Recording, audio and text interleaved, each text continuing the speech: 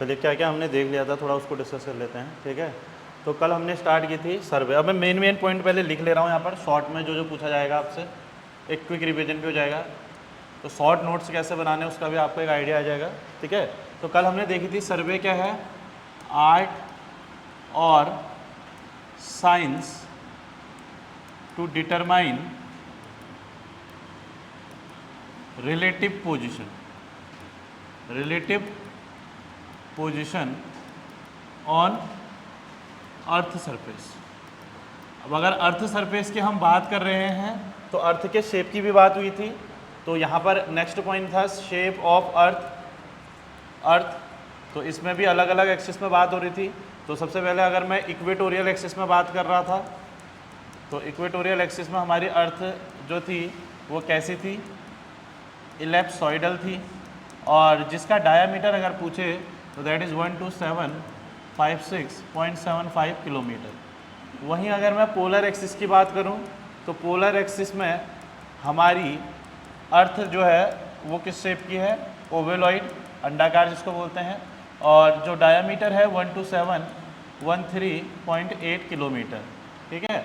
और कौन सी साइड से फ्लैट है, साउथ एंड से, है ना। तो फ्लैट फ्रॉम साउथ एंड, ये भी पूछा गया है, फ्रॉम साउथ एंड। इसके अलावा अगर इन दोनों में डिफरेंस देखें तो डिफरेंस कितने का आता था, दैट इज 42.95 किलोमीटर और 0.34%। इन टर्म्स ऑफ परसेंटेज बात करोगे तो कितना आ रहा था, 0.34%, ठीक है। उसके बाद एक्चुअल शेप की बात करें तो क्या था, ऑब्लेट स्फेरॉइड। अब ऑब्लेट स्फेरॉइड में तो कैसे कर्व हैं, प्लेन कर्व है, ठीक है।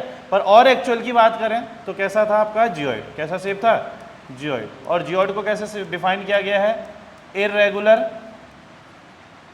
Curve shape of zero elevation. Irregular curve shape of zero elevation जो है उसी को हम क्या बोलते हैं, जियोइड शेप, ठीक है। उसके बाद हमने इसमें ही देखा था कि जो एम है, एम ऑफ सर्वे वो क्या है, map, to prepare a map. और मैप को बनाने के लिए हमें क्या यूज करना पड़ेगा, स्केल। क्या यूज करना पड़ेगा, स्केल। स्केल कितने तरीके के बताए थे, दो। कौन कौन से, न्यूमेरिक और दूसरा ग्राफिकल। न्यूमेरिक में भी दो बताए थे, कौन कौन से, इंजीनियर्स, जिसमें 1 सेंटीमीटर बराबर 13 मीटर, एस मीटर मान लो जाए, है ना। और दूसरा आपका क्या बताया था, आरएफ। आरएफ को हम क्या बोलते थे, रिप्रेजेंटेटिव फ्रैक्शन। और रिप्रेजेंटेटिव फ्रैक्शन जो है था वो रेशियो होता था किस किस का, मैप डिस्टेंस अपॉन ग्राउंड बोल दो या एक्चुअल डिस्टेंस बोल दो, ठीक है। और इसमें सिंपल फंडा था, more the RF larger the scale. जितना आरएफ ज़्यादा होगा उतना ही स्केल भी क्या होगा, बड़ा होगा, ठीक है ना। उसके बाद इसमें ज़्यादा एक्यूरेट कौन सा था आपका, ग्राफिकल। कौन सा स्केल ज़्यादा एक्यूरेट था आपका, ग्राफिकल। तो ग्राफिकल स्केल हमारे यहाँ पर क्या रहते थे, ज़्यादा एक्यूरेट रहते थे। क्यों, क्योंकि इसमें श्रंक का इतना इफेक्ट नहीं पड़ता था, ठीक है। और इसके फिर हमने डिफरेंट टाइप के क्वेश्चन लगाए थे कि मतलब 8-10 क्वेश्चन हमने केवल स्केल के ऊपर ही डिस्कस किए थे, ठीक है ना। तो इतना हमारा कल का एक ब्रीफ है। तो इतनी चीज़ें हमने पढ़ी और इसके बहुत सारे न्यूमेरिकल करे और बहुत सारे कॉन्सेप्ट को हमने समझा, ठीक है। तो स्केल से रिलेटेड कैसे क्वेश्चन आते हैं, आईएएस के क्वेश्चन हमने देखे, गेट के क्वेश्चन हमने देखे, एसएससी जेई के क्वेश्चन हमने देखे, ठीक है। तो अलग अलग टाइप के 8-10 क्वेश्चन वहाँ पर पूछे गए थे। तो इतनी बात सभी को क्लियर है, सभी ने इस चीज़ को देख लिया था, ठीक है। अब बढ़ते हैं थोड़ा आगे, ठीक है। तो आज कल हमने ये बात करी थी कि जो एक्चुअल में स्केल है उसमें एक अफेक्ट पड़ता है, श्रंक। क्या हो जाते हैं, श्रंक, सिकुड़ जाते हैं, जिसके वजह से क्या आ जाती है, हमारी एरर आ जाती है। जिसके वजह से हमारी क्या आ जाती है, एरर। तो ग्राफिकल स्केल जो होते हैं उसमें श्रंकेज का इतना इफेक्ट नहीं पड़ता है, क्योंकि जिस रेट से आपकी लेंथ सिकुड़ेगी उसी रेट से आपके क्या होंगे, बॉक्सेस में भी डिफरेंस आएगा। तो इसीलिए हमारे ग्राफिकल स्केल जो रहते थे वो क्या रहते थे, मोर एक्यूरेट रहते थे। क्या रहते थे, मोर एक्यूरेट, ठीक है। तो इतनी चीज हमने समझ ली थी। अब आगे की आज हम बात करेंगे श्रंक स्केल की। जैसे कल हम बात कर ही रहे थे, तो आज हम बात करेंगे किसकी, श्रंक स्केल, ठीक है। तो श्रंक स्केल की आज हम बात करने जा रहे हैं, ठीक है। तो बहुत अच्छा टॉपिक है श्रंक स्केल। फिर से अब देखो श्रंक का मतलब क्या हुआ, सिकुड़ना। श्रंक का मतलब क्या हुआ, सिकुड़ना। हुआ क्या, एक एग्जाम्पल से ही इसको समझते हैं। हुआ क्या, लेट अस सपोज मेरे पास एक मैप था, ठीक है। ये ऑब्जेक्टिव भी है और ये समझने के लिए भी चीज़ है, फॉर्मूले भी यहीं से बनाएंगे, ठीक है। लेट अस सपोज इसकी जो लेंथ है 10 सेंटीमीटर और इसकी विड्थ भी कितनी थी, 10 सेंटीमीटर की थी, ठीक है। और इस मैप को एक स्केल में बनाया था, फॉर एग्जाम्पल 1:1000, 1:1000 का स्केल में बनाया था। अब इस चीज़ से क्या आ रहा है समझ में कि ये जो प्लॉट है, ये जो प्लॉट है इसका साइज कितना है, कितने साइज का प्लॉट है, 10,000 इंटू 10,000, क्योंकि स्केल दे रखा 1:1000 का और 10 सेंटीमीटर इसकी लेंथ और 10 सेंटीमीटर इसकी विड्थ दे रखी। तो इस मैप से मैं आसानी से कह सकता हूं कि मेरे पास एक प्लॉट है जिसका साइज क्या है, 10,000 इंटू 10,000, ठीक है। तो स्केल की हेल्प से हम एक्चुअल में वो चीज़ ग्राउंड में कितनी है ये बताने में सक्षम है। अब क्या हुआ, यहाँ पर कुछ एटमॉस्फेरिक चेंजेस आए। क्या है, कुछ एटमॉस्फेरिक चेंजेस, लाइक आजकल आपको बहुत देखने के लिए मिलेगा, जैसे ह्यूमिडिटी वगैरह, है ना। आप आजकल पेपरों को भी देखोगे तो बिल्कुल नर्म से हो जाते हैं, ला के रख दोगे तो, है ना। तो कुछ एटमॉस्फेरिक चेंजेस के वजह से जो हमारी लेंथ है वो क्या होती है, सिकुड़ जाती है। कहाँ पर, पेपर में, है ना। तो यही मैप तो यही है। अब माना लेट अस सपोज ये जो लेंथ है ये सिकुड़ के कितनी होगी है, 9 सेंटीमीटर। कितनी होगी लेट अस सपोज, 9 सेंटीमीटर। मैं एग्जाम्पल ही में ही क्वेश्चन भी दे रहा हूँ, फॉर्मूले भी हम यहीं से पुट करेंगे, ठीक है। और यहां पर जो आपका स्केल है, ये तो मैं दिखा रहा हूं आपको 9 सेंटीमीटर है। अब स्केल अभी भी ऐसा ही लिखा है 1:1000, स्केल तो अभी भी वही लिखा होगा, बस लेंथ क्या होगी, सिकुड़ के 10 सेंटीमीटर से क्या होगी, 9 सेंटीमीटर होगी, ठीक है। तो इससे क्या हुआ, जब मैंने एक्चुअल में ये जानना चाहा इस वाले मैप से जो कितने टाइम के बाद मेरे हाथ में आया है, तो मैं बोलूंगा ये प्लॉट का साइज क्या है, इसके हिसाब से क्या बोलूंगा मैं, 9000 इंटू 9000। तो ये बात सही है या गलत है, गलत है। तो अब क्या हुआ कि जब आपका जो स्केल है वो क्या हो गया, चेंज हो गया, तो यहाँ पर या आपकी जो लेंथ है वो सिकुड़ गई, तो उससे क्या हुआ कि आप एक्चुअल में चीज़ ग्राउंड में कितनी है ये बताने में क्या हो, असमर्थ हो। तो अब आपको क्या करना पड़ेगा, इस स्केल को चेंज करना पड़ेगा ताकि एक्चुअल में चीज़ ग्राउंड में कितनी है ये आपको पता चल पाए, ठीक है। तो इसके लिए हम यूज करते हैं यहाँ पर क्या, श्रंक स्केल। क्या यूज करते हैं, श्रंक स्केल। और जो श्रंक स्केल है उसे हम कैसे निकालते हैं, original scale into shrunk factor. ये फॉर्मूला भी आपसे पूछेगा। तो original scale into shrunk factor अगर मैं करूंगा तो यहां से मुझे क्या मिल जाएगा, श्रंक स्केल मिल जाएगा। क्या मिल जाएगा, श्रंक स्केल। और इस श्रंक, और अब ओरिजिनल स्केल तो आपके पास है 1:1000। अब इस श्रंक फैक्टर को हम कैसे निकालते हैं, तो इसके लिए भी एक फॉर्मूला होता है, that is shrunk length upon original. और ये श्रंक लेंथ और ओरिजिनल लेंथ की मैं जो बात कर रहा हूँ कहाँ पर कर रहा हूँ, मैप में ही कर रहा हूँ, ध्यान रहेगा। इस श्रंक लेंथ और इस ओरिजिनल लेंथ की जो मैं बात कर रहा हूँ वो किस पॉइंट पे कर रहा हूँ, मैप में ही कर रहा हूँ। तो shrunk length upon original length का जो रेशियो है उसको ही हम क्या बोलते हैं, श्रंक फैक्टर बोलते हैं, ठीक है। अब इसी क्वेश्चन को जरा इस एग्जाम्पल में समझते हैं, ठीक है। अब यहाँ पर देखो आपका क्या हुआ, एक मैप था मैंने समझा दिया, 10x10 का उसमें दिखा रखा और स्केल है 1:1000। अब जैसे ही ये श्रंक हुआ तो यहाँ पर आपको एक नया स्केल इंट्रोड्यूस करना पड़ेगा। तो उस स्केल को ही हमने क्या बोला, श्रंक स्केल। तो अगर आपसे कोई पूछे व्हाट इज श्रंक स्केल, आप सिंपल बोलना कि क्या होता है कि जब हमारे कोई स्केल कोई मैप होता है उसमें एटमॉस्फेरिक चेंजेस की वजह से जो लेंथ होती है वो क्या हो जाती है, श्रंक हो जाती है। तो उस केस में हमें क्या करना होता है, उस मैप में ही एक नए स्केल को इंट्रोड्यूस करना होता है जिस स्केल को हम क्या बोलते हैं, श्रंक स्केल, ताकि एक्चुअल वो चीज़ ग्राउंड में कितनी है हमें फिर भी पता चलता है, ठीक है। और उसको हम कैसे निकालेंगे, इस फॉर्मूले से निकालेंगे, दैट इज श्रंक स्केल बराबर original scale into shrunk factor. अब इस क्वेश्चन में आप देखोगे तो इस क्वेश्चन में आपका जो ओरिजिनल स्केल है, अब मुझे श्रंक स्केल निकालना है, माने मुझे क्या निकालना है, श्रंक स्केल। तो मेरा फॉर्मूला क्या होगा, original scale into shrunk factor. Original scale क्या है यहाँ पे, 1/1000। ओरिजिनल स्केल क्या है, दिख ही रहा आपको, 1/1000 और इनटू श्रंक फैक्टर, इनटू क्या है, श्रंक फैक्टर। और श्रंक फैक्टर किस किसका रेशियो है, shrunk length upon original length. अब श्रंक लेंथ कितनी है, 9, और ओरिजिनल लेंथ कितनी है।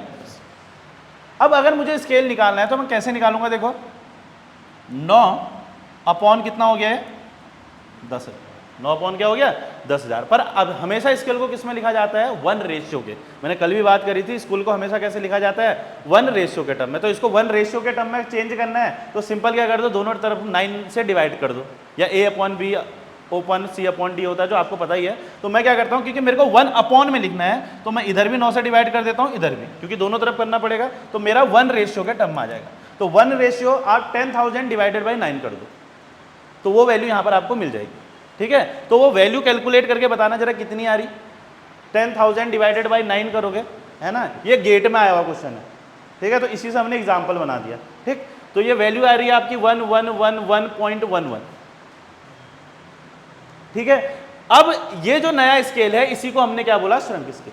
इसी को हमने क्या बोला, श्रंक स्केल। तो अगर ये स्केल यहां पर होता, सोचो अभी जब लेंथ सिकुड़ी तो इसका मतलब हम एक्चुअल में वो चीज ग्राउंड में कितनी है ये पता नहीं कर पाए। अब मैंने जो नया स्केल इंट्रोड्यूस किया जिसको मैं श्रंक स्केल बोल रहा हूं, वो मैंने कितना निकाला 1 रेशियो 1111.11। ठीक है, तो अब देखो ये चीज एक्चुअल में ग्राउंड में कितनी है। अब मैं पता कर सकता हूं, अगर ये लिखा होता यहां पर, देखो अब अगर ये लेंथ कितनी होती मैं बोलता, तो आप क्या करते, सीधे इससे इसको मल्टीप्लाई तो करते, तो कितनी आती 9999.99, जो अप्रॉक्स से कितनी है 10,000।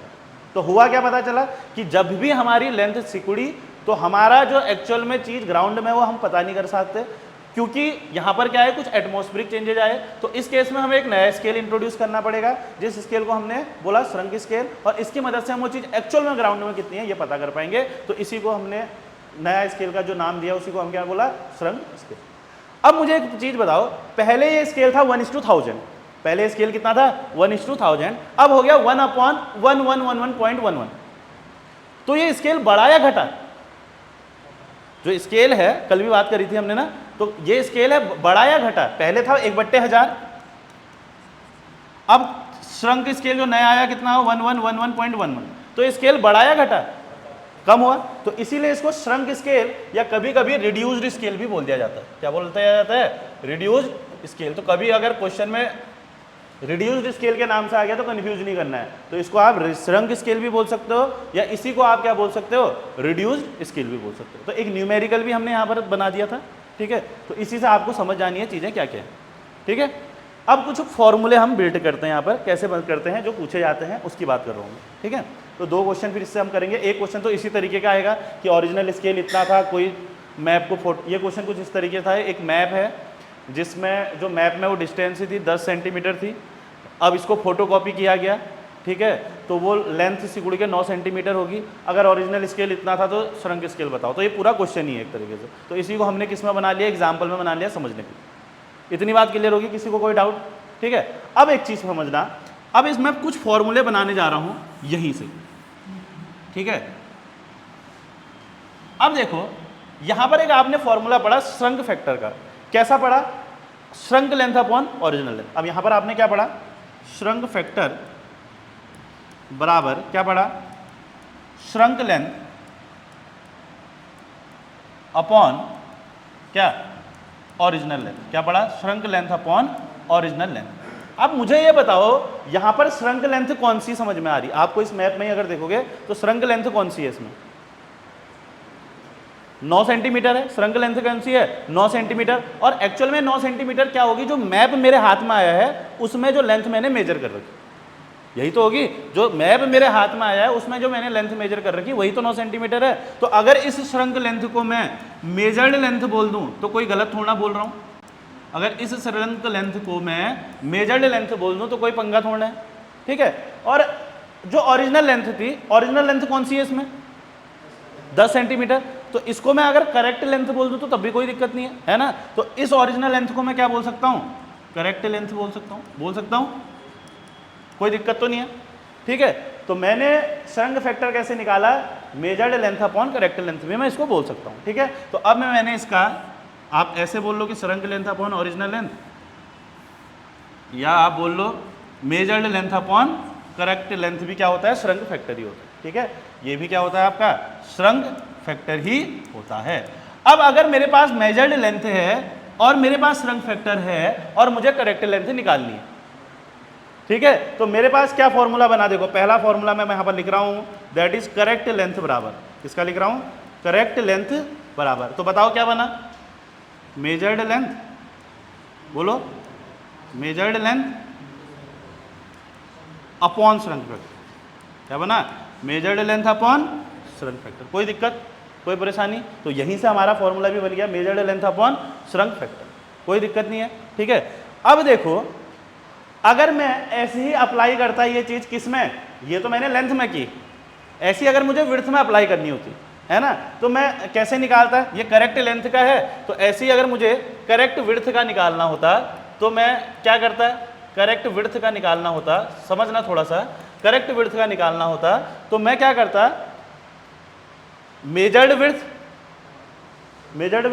अपॉन श्रंक फैक्टर, क्या करता है, measured width upon shrink factor करता, यही तो करता, जैसे मैंने लेंथ के लिए निकाला वैसे ही कम होगा, अच्छा कम, वैसे ही क्या करा मैंने इसके लिए भी निकाल दिया विड्थ के लिए। अब अगर आपने करेक्ट लेंथ निकाली है और अब मैं आपसे बोल रहा हूं करेक्ट एरिया बताओ, क्या बताओ, करेक्ट एरिया बताओ। अब दूसरा फॉर्मूला हम किसके लिए लिखते हैं, करेक्ट एरिया के लिए। तो करेक्ट एरिया का फॉर्मूला क्या होता है, correct length into correct width, simple. Correct area क्या होता है, correct length into correct width. Correct length आपने ये निकाली है, करेक्ट विड्थ आपने ये निकाली है ना। तो यहां से अगर आप देखो, मैं इधर पर लिख देता हूं, फिर वहां पर फाइनल फॉर्मूला लिखूंगा और इसको मिटाऊंगा।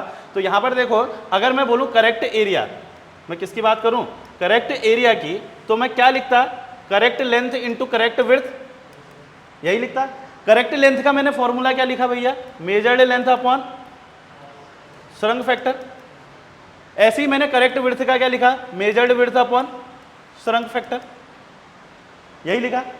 Measured length into measured width, measured area, measured length into measured width क्या हो गया, मेजर्ड एरिया। तो अगर मैं यहां पर अब लिख दूं मेजर्ड एरिया, कोई दिक्कत तो नहीं है, नहीं है, upon shrink factor into shrunk factor, क्या हो गया, श्रंक फैक्टर का स्क्वायर, क्या हो गया, श्रंक फैक्टर का स्क्वायर। तो दूसरा फॉर्मूला हमारा ये बन गया कि जो आपका करेक्टेड एरिया होता है वो क्या होता है, measured area upon shrink factor का स्क्वायर, ठीक है। अब मेरा सवाल ये है, ये मैं करेक्ट लेंथ करेक्ट एरिया बात कर रहा हूं, ये कहां पे कर रहा हूं, मैप में कर रहा हूं या फील्ड में कर रहा हूं। तो मैं करेक्ट लेंथ या करेक्ट विड्थ की बात कर रहा हूं, मैं कहां पर बात कर रहा हूं, मैप में कर रहा हूं या फील्ड में कर रहा हूं, मुझे ये पूछना है। मैप में कर रहा हूं, तो ध्यान रखना ये चीज को, करेक्ट लेंथ ऑन कहां पर बात हो रही है, ऑन मैप। ऐसी करेक्ट एरिया ऑन कहां हो रही है, ये भी कहां हो रही है, मैप, कहां हो रही है, मैप। अब वैसे 2D डायमेंशन के लिए फिगर है, अगर माना 3D की भी बात कर लेता तो वॉल्यूम आ जाता, क्या आ जाता, वॉल्यूम आ जाता। तो वॉल्यूम के लिए फॉर्मूला क्या बन जाता, करेक्टेड वॉल्यूम के लिए क्या बन जाता, measured volume upon shrink factor का क्यूब हो जाता, क्या हो जाता है, श्रंक फैक्टर का क्यूब हो जाता है, ठीक है। कोई डाउट किसी को? तो अगर मेरे को किसके लिए निकालना होता, यहीं पर लिख दे रहा हूं, करेक्ट वॉल्यूम के लिए, किसके लिए निकालना होता, करेक्ट वॉल्यूम के लिए, तो यहां पर मैं क्या लिख सकता था, मेजर्ड वॉल्यूम, मैं क्या करता, measured length into measured width into measured height करता same, upon shrink factor upon shrink factor upon shrink factor होता, ठीक है। तो क्या होता, measured volume upon shrink factor का क्यूब। अब इसमें सवाल कैसे आएंगे इसकी अभी हम बात करेंगे, अभी आप समझो कि फॉर्मूले कैसे आए, ठीक है। मैं डायरेक्ट फॉर्मूले भी नहीं दिखा रहा हूं, ठीक है, कि आए कैसे उसको हम देख रहे हैं, ठीक है। इतनी बात क्लियर होगी, ठीक। तो देख लीजिए, किसी को कोई डाउट है पूछिए।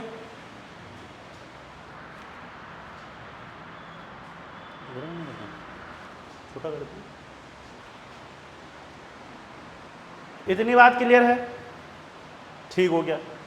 अब देखो, अब यहीं से समझते हैं जी, ये मैं मिटा रहा हूं, जो ये चीजें हमने निकाली हैं ये फॉर्मूले हमारे कंक्लूजन में आ गए, क्योंकि हमको अभी इस फॉर्मूले से मतलब है, जो मैंने ये लिखा है इस फॉर्मूले से मतलब है, और इन 3 फॉर्मूले से है, और 3 फॉर्मूले में और बना रहा हूं, 3 फॉर्मूले में और बना रहा हूं, ठीक है। और वो भी हम इसी तरीके से बनाएंगे। अब मुझे ये बताना, आपके पास था 9 सेंटीमीटर, ठीक हो गया जी। आपके पास था श्रंक फैक्टर, ठीक हो गया जी। अब आपने उससे क्या निकाल दी, करेक्टेड लेंथ निकाल दी, कहां पर, मैप में। कहां निकाल दी, मैप में। आपके पास था 9 सेंटीमीटर, माना आपको श्रंक फैक्टर 0.9 दिया होता, तो 9 डिवाइडेड बाय 0.9 करते तो आप 10 सेंटीमीटर निकाल देते, जो क्या होती, करेक्टेड लेंथ ऑन मैप। अब अगर मैं आपसे बोलूं करेक्टेड लेंथ ऑन फील्ड बताओ, इसी क्वेश्चन में बता दो, इसी को समझो, करेक्टेड लेंथ ऑन फील्ड बताओ, करेक्टेड लेंथ ऑन फील्ड बताओ मुझे, है नहीं, इस क्वेश्चन के अकॉर्डिंग मैं क्या करूं कि मेरे को करेक्टेड लेंथ ऑन फील्ड मिल जाए। इस क्वेश्चन में ही देखो करेक्टेड लेंथ ऑन फील्ड कितनी होगी इस क्वेश्चन में, बताओ हैं बताओ बताओ।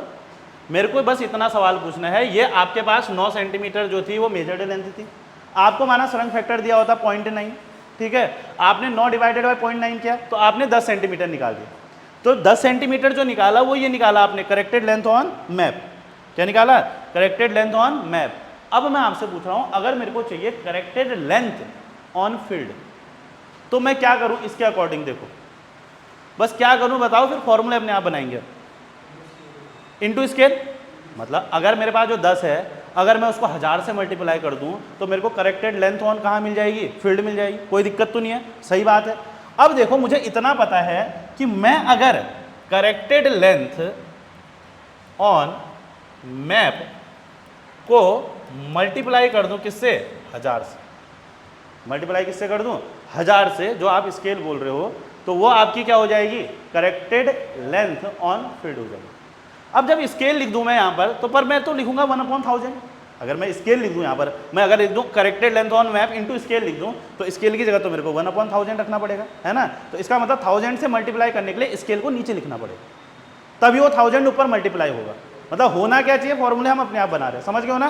कि अगर मैंने सिंपल ऐसे लिख दिया, मेरे को तो पता है 1000 लिख दिया, पर अगर मैं इस 1000 की जगह स्केल डायरेक्ट नहीं लिखूंगा, क्यों? अगर मैं स्केल लिखूंगा तो वो 1/1000 हो जाएगा। अब मेरे को तो 1000 मल्टीप्लाई में लाना है, इसका मतलब मुझे नीचे लिखना पड़ेगा स्केल।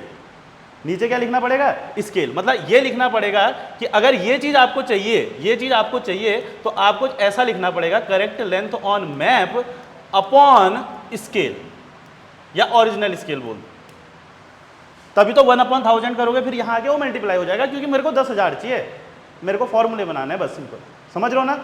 तो अब देखो यहां पर से फॉर्मूला बनाते हैं। अब करेक्टेड लेंथ ऑन मैप कौन है? देखो अब मैं अगर यही निकाल रहा हूं करेक्टेड, अब मुझे मैं निकालने क्या जा रहा हूं बताओ। अब मैं किसके लिए फॉर्मूला निकाल रहा हूं? यहां से लिखना शुरू कर रहा हूं, करेक्टेड लेंथ ऑन, कहां पर बात कर रहा हूं मैं? फील्ड में। कहां पर बात कर रहा हूं? फील्ड में। तो करेक्टेड लेंथ ऑन अगर मैं फील्ड में बात करूंगा तो कैसे निकालूंगा? ऐसे निकालूंगा, ठीक है, corrected length on map upon scale. अब करेक्टेड लेंथ ऑन मैप के लिए फॉर्मूला है measured length upon shrink factor, है measured length upon shrink factor, है कोई दिक्कत तो नहीं है ना। अब अगर मैं नीचे क्या करना है, मुझे स्केल से मल्टीप्लाई करना है, तभी ये ऊपर जाके 1000 होने वाला है, जो मेरे को ये चाहिए, मैंने आपको बता दिया पहले। What is this? Shrunk factor into scale क्या होता है? Shrunk scale. ये कौन से स्केल की बात कर रहा हूं मैं? Shrunk factor into scale. ये कौन सा स्केल है? ओरिजिनल स्केल है। ये कौन सा स्केल है? श्रंक फैक्टर इनटू कौन सा स्केल है? ये ओरिजिनल स्केल है। कौन सा स्केल है? ओरिजिनल। 1/1000। ध्यान दो इसी क्वेश्चन में, इसलिए मैं मिटा भी नहीं रहा हूं ये चीजों को, है ना। तो अब मुझे अगर मैं original scale into shrunk factor करता हूं तो मुझे क्या निकलता था? Shrunk scale. तो इसको सिंपल श्रंक स्केल भी बोल देते हैं, कहीं कहीं पर आरएफ ऑफ श्रंक स्केल भी बोल देते हैं। आरएफ ही तो है वो, है ना।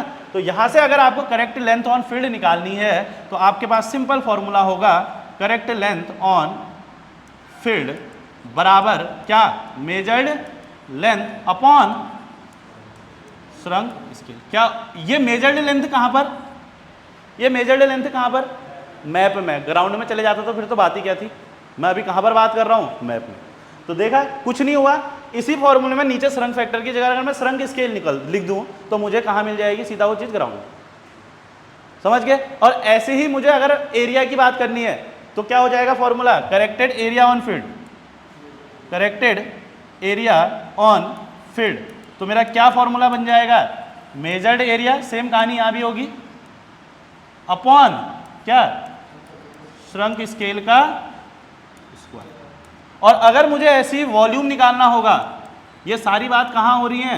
फील्ड में, तो क्या हो जाएगा? Measured volume upon shrunk scale का। तो ये फॉर्मूला, ये फॉर्मूला, ये फॉर्मूला, ये फॉर्मूला, ये फॉर्मूला, ये फॉर्मूला और ये फॉर्मूला और ये फॉर्मूला, बस जो मिटा दिया इसके लिए। पर इतना चीज आपको ध्यान में रखना, ठीक है। तो किसी को कोई डाउट है तो बता दीजिए, ऑनलाइन भी जितने हैं, किसी को कोई डाउट है तो बता दीजिए, फिर मैं सवाल पूछूंगा, क्योंकि फिर मेरे डाउट शुरू होंगे अब। ठीक है, एक तो क्वेश्चन ही है शुरू हो गया, हमने एक क्वेश्चन से कि 1 सेंटीमीटर बराबर वो 10 सेंटीमीटर वाला जो भी था या मीटर वाला स्केल था उससे हमने सारा कर दिया, उससे हमने फॉर्मूले भी बना दिए, उससे हमने, क्योंकि ऐसे याद रखोगे तो याद रहेगा, नहीं तो आपका क्या लगेगा क्वेश्चन में फंसने पर।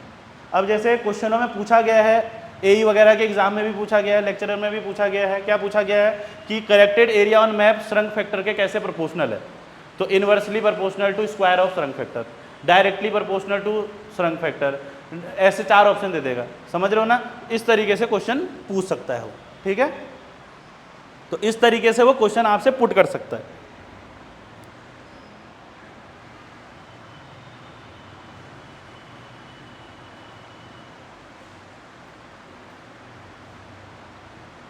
ठीक है, आपको समझ में आना चाहिए और आपको एक चीज़, ये फॉर्मूला को अलग रख देना है बस साइड में, ठीक है, ये ऐसे याद रखने हैं, तो याद करने के लिए तरीका आपको समझना पड़ेगा कैसे निकल रहा है, ठीक है, तो कैसे कैसे क्वेश्चन आएंगे उसकी हम बात कर रहे हैं साथ साथ, ठीक है। तो कुछ क्वेश्चंस करते हैं, जैसे कैसे क्वेश्चन आ सकते हैं, मैं ज़्यादा लेंदी कैलकुलेशन वाले क्वेश्चनों को अवॉइड करूँगा अभी, ठीक है।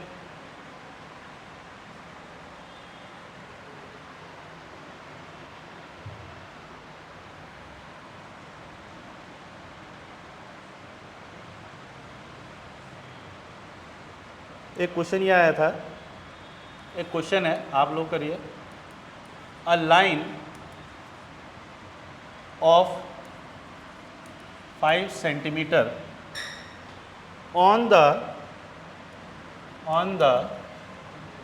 original map is shrunk, original map is shrunk to 4.5 centimetre, ठीक है।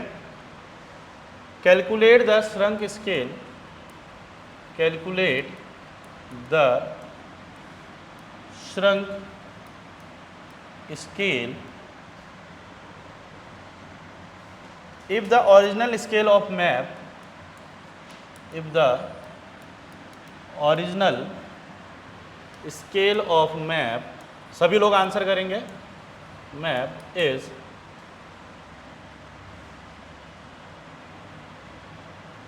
1 सेंटीमीटर बराबर 80 मीटर, ऑप्शन ए है।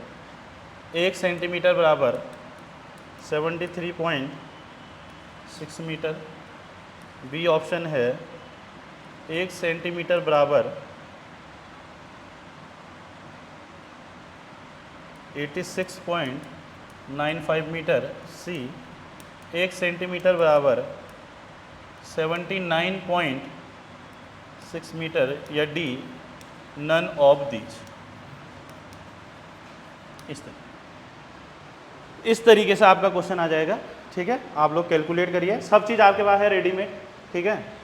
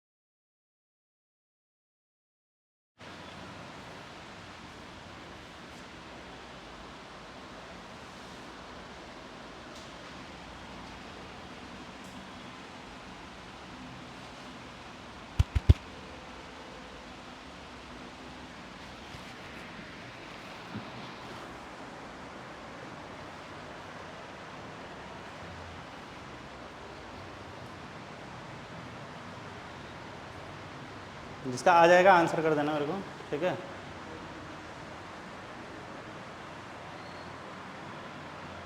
एटी 88.88 मीटर बता रहे हैं, मतलब दुर्गेश नोटियाल ने आंसर दिया है 1 सेंटीमीटर बराबर, स्टाइलिश सा होगा, 1 सेंटीमीटर बराबर 88.88 मीटर, ये दिया है, मतलब नन ऑफ दीज है ना, तो नन ऑफ दीज, ठीक, यही होगा, ठीक। अब सबसे पहले देखो, ऐसे ऑब्जेक्टिव क्वेश्चन आते हैं ना, आप अगर पेपर दे रहे हो, सबसे पहले क्या नहीं होगा वो देख लो, कभी भी क्वेश्चन करते हो तो ऑप्शन जरूर पढ़ा करो। अभी हम क्या पढ़ रहे हैं, श्रंक या रिड्यूस्ड स्केल। हम पढ़ क्या रहे हैं, श्रंक या रिड्यूस्ड स्केल। तो देखो तो कौन सा नहीं हो सकता है। ओरिजिनल स्केल था 1 सेंटीमीटर बराबर 80 मीटर। अब जो वैल्यू जो भी आएगी वो 80 मीटर से ज़्यादा आनी चाहिए, क्योंकि स्केल क्या हुआ है, रिड्यूस हुआ है या श्रंक हुआ है। तो कौन से नहीं हो सकते, ये दोनों तो नहीं हो सकते। तो आपका आधा रिस्क फैक्टर तो वैसे ही कम हो गया। क्या पता एक ही ऐसा ऑप्शन होता है, ये भी माना 79 से या 80 से नीचे होता है तो सीधा हम उसमें मारते, इतना खेल ही नहीं खेलना है ना। पर खेल ही दिया है इसने, तो अब 2 के लिए हमारे पास थोड़ी सी पॉसिबिलिटी है, इतने में हम रिस्क ले सकते हैं। अगर लास्ट में टाइम नहीं भी बचा तो का भी खेल सकते हैं, कोई दिक्कत नहीं है ना। तो खेल लेंगे यहाँ पर, अगर खेलना होगा तो खेल लेना, नहीं खेलना होगा तो सॉल्व तो करना आता ही है।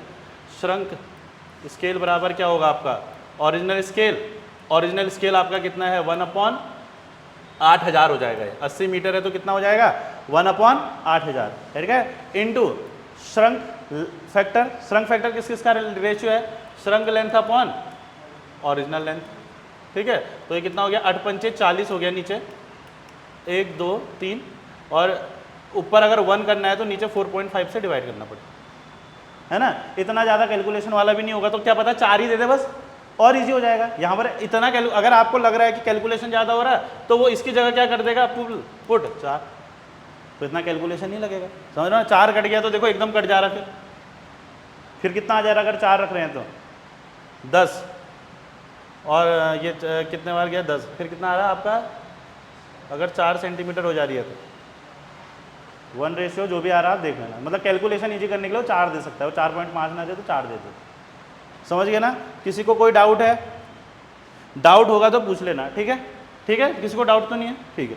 चलिए एक नेक्स्ट क्वेश्चन और कर लेते हैं इसी में से, और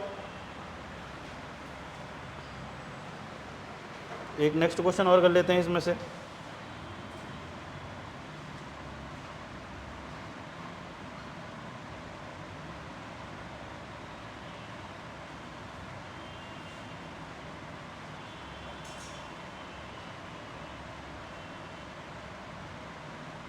ये गेट का क्वेश्चन है आपके, गेट में आया हुआ क्वेश्चन है, और घबराना नहीं है, गेट का नाम सुन के, बहुत इजी कैलकुलेशन है, और इससे बड़ी कैलकुलेशन एसएससी में आई है, ठीक है। तो बिल्कुल बेसिक क्वेश्चन है। The plan of survey plotted, the plan of survey plotted to a scale 10 metre to 1 centimeter is reduced in such a way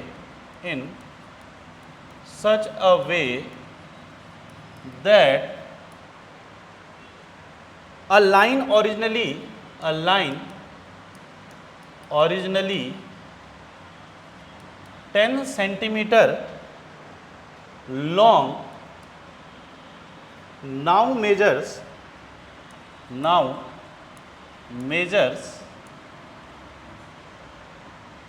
9 centimeter.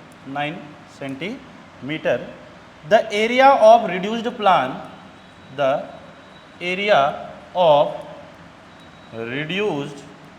plan measured as 81 centimetre square, ठीक हो गया। अब पूछ रहा द एक्चुअल एरिया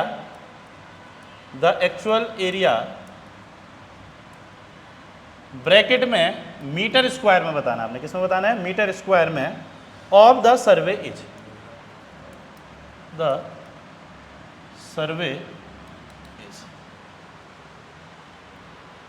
ठीक है।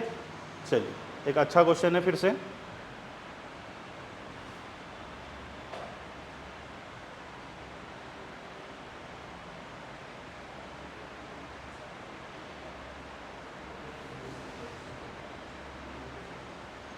ठीक है, टेक योर टाइम और आंसर सही करें।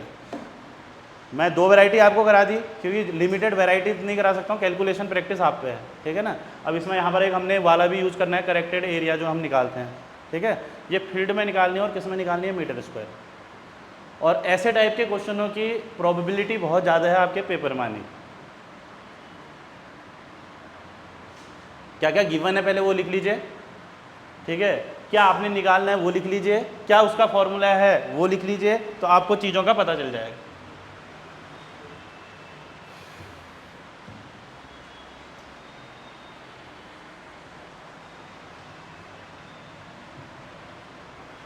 जो ऑनलाइन भी बैठे रहते हैं बिल्कुल कैलकुलेटर वगैरह लेके बैठिए, बिल्कुल उस समय इधर उधर बिल्कुल ध्यान नहीं, क्वेश्चनों पे ध्यान, फोकस बस।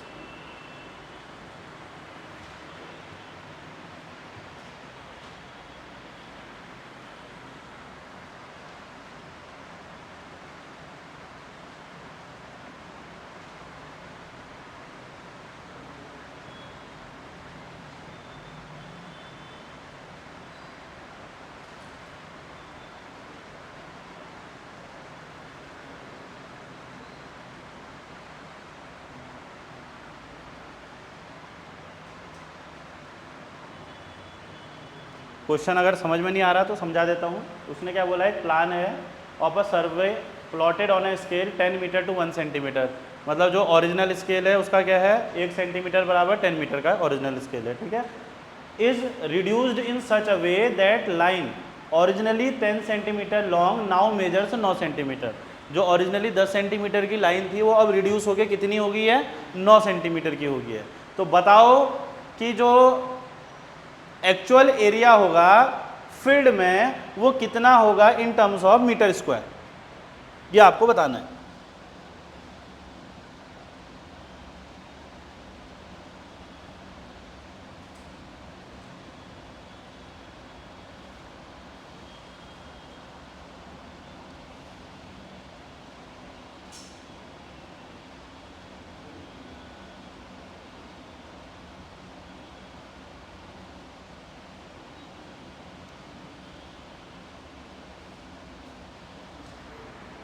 Ninety metre square Ankit Kumar का, और कोई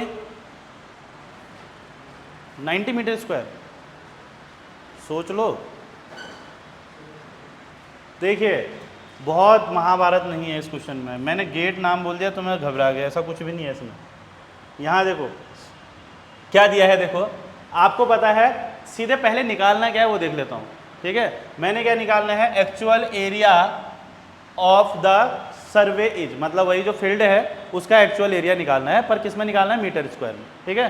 तो मतलब मेरे को ये निकालना है फॉर्मूला, करेक्टेड एरिया ऑन कहाँ, फील्ड। मुझे क्या निकालना है, corrected area on field. 100 centimetre square गलत, 90 सेंटीमीटर स्क्वायर गलत, 9। यहाँ देखो, अभी देखो, देखो करेक्टेड एरिया ऑन फील्ड निकालना है। मेरे पास फॉर्मूला क्या होता है, मेजर्ड एरिया, मेजर्ड एरिया, और कितना सिंपल था आपको खुद ही लगेगा अभी, अपॉन श्रंक इसके, यही तो बताया था, इसके अलावा कुछ नहीं बताया था। मेजर्ड एरिया डायरेक्ट दे दिया उसने, कितना 81, क्योंकि जो श्रंक हो क्या आया है वही तो मेजर्ड एरिया होगा, तो 81 दे दिया, अपॉन श्रंक स्केल। अब श्रंक स्केल कैसे निकालते हैं, original scale into shrunk factor. Original scale कितना है भैया, 1/1000। 1 सेंटीमीटर बराबर 10 मीटर दिया है, 1 सेंटीमीटर बराबर 10 मीटर दिया है, तो स्केल क्या हो जाएगा, 1/1000 ये दिया है। देखो to a scale of 10 centimetre to 1 metre, 10 metre to 1 centimetre, ठीक है। तो 1/1000 ही तो लिखोगे, ठीक, इनटू श्रंक फैक्टर, ठीक। श्रंक फैक्टर क्या होगा आपका, shrunk length upon original length. अब श्रंक लेंथ कितनी है, 9, और ओरिजिनल लेंथ कितनी थी, 10, है ना, है यही क्या। अभी रुको जरा, स्क्वायर कौन लगाएगा, स्क्वायर भी तो लगेगा, क्योंकि क्या लिखा था फॉर्मूले में, अपॉन श्रंक स्केल का square, measured area upon shrunk scale का स्क्वायर, समझ रहे हो ना, मेजर्ड एरिया। अब आया सही इनका, ठीक है, measured area upon shrunk scale का स्क्वायर। तो अब देख लो, कुछ नहीं करना, कैलकुलेशन को भी ऐसे का ऐसा रगड़ना है, 81। अब देखो नीचे क्या हो गया, 10,000, अब स्क्वायर है तो ऊपर जाके 10,000 इंटू 10,000 आ जाएगा, ऊपर आ जाएगा, है ना, इंटू 1 2 3 4 इंटू 1 2 3 4 हो जाएगा। देख लो नीचे वाला 10,000 हो गया, और 2 बार है स्क्वायर है तो 10,000 इंटू 10,000 लिख दिया, और नीचे क्या है, 9 स्क्वायर, 9 का स्क्वायर मतलब 81। देखो कितने प्यार से वैल्यू कट रही, 81, ठीक है, 81 से 81 गया, पर जो ये आंसर आ रहा है 10,000 इंटू 10,000 ये आ रहा है सेंटीमीटर स्क्वायर में, और आपसे पूछा है किसमें बताओ, मीटर स्क्वायर में। तो मीटर स्क्वायर से 2 इसके हटा दो, अगर ऐसे हटाने हैं तो सीधे ही 4 हटा दो, 2 इसके हटा दो, तो कितने का बचा? 10,000। कितना बचा? 10,000 मीटर। तो this is the right answer. और बहुत बहुत बहुत ज़्यादा प्रोबेबिलिटी है इस टाइप के क्वेश्चन आने की, ठीक है। तो आंसर एक बच्चे का आया बस, ठीक है। तो इस तरीके के क्वेश्चन आपको देखने, देखो ना कैलकुलेशन है, आप एसएससी में देखोगे इससे ज़्यादा कैलकुलेशन वाले क्वेश्चन है, पर यहाँ पर कुछ भी नहीं है। और कभी भी इस टाइप के पेपर आते हैं तो कैलकुलेशन को लास्ट तक रगड़ के ले जाओ, बस कट जाने वाली वैल्यू आ जाती है, ठीक है ना, हो जाएगा, ठीक है। तो इस तरीके के क्वेश्चन ही आपको शृंग स्केल से मिलेंगे, या तो एरिया वाला मिल जाएगा, मैप में भी पूछ सकता है, फील्ड में भी पूछ सकता है, फॉर्मूला आपके पास है, या कौन कैसे किसके प्रोपोर्शनल है, या करेक्टेड लेंथ ऑन फील्ड बताओ, या करेक्टेड लेंथ ऑन मैप बताओ, तो इस तरीके के क्वेश्चन आएंगे, ठीक है। तो अब मैंने जितना कॉन्सेप्ट देना था, जितना 1-2 वैरायटी लगी मुझे, मैंने करा दी, बाकी आपकी प्रैक्टिस पे है। वैसे इसी वैरायटियों में ये आया है, जो आया है या तो एरिया वाले टर्म में आया है, या सेंटीमीटर वाले टर्म में आया है, या शृंग स्केल निकालो वाला है, ठीक है। तो वही 4-5 फॉर्मूले हमको ध्यान में रखने, ठीक है। तो ये किसकी बात रही आपकी? शृंग स्केल की। तो सभी को क्लियर है तो क्लियर सर भी बोल दीजिए, पता चलते रहे मुझे भी, ठीक है। तो अगर बहुत डाउट है तो पूछ लीजिए, अगर क्लियर है तो क्लियर भी बोल दीजिएगा, ठीक है। चलिए, कोई डाउट तो नहीं है, ठीक है।